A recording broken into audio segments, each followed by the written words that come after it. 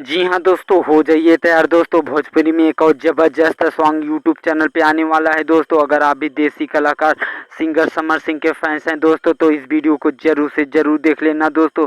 और साथ ही साथ चैनल पे नए हैं दोस्तों, तो चैनल को सब्सक्राइब कर लेना दोस्तों, क्योंकि ऐसे ही वीडियो हम एक से एक लाजवाब लेके आते रहते हैं दोस्तों।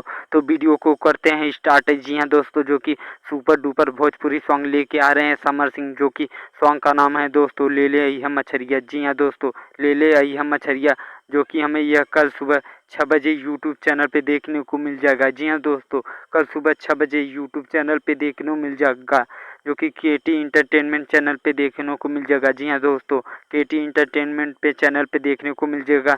सुपर डुपर भोजपुरी सॉन्ग है दोस्तों, ले ले आई हम मछरिया। सिंगर अकेले समर सिंह इस सॉन्ग को गाए हुए हैं दोस्तों। तो हमें पूरा उम्मीद है दोस्तों, अब आप भी देसी कलाकार के फैंस होंगे दोस्तों, तो इस वीडियो को लाइक कर देंगे दोस्तों। यह सॉन्ग एक बार आप जरूर से जरूर सुनना चाहेंगे दोस्तों। तो ऐसे ही वीडियो पाने के लिए दोस्तों चैनल पे बने रहिए, हम अगले वीडियो में मिलेंगे।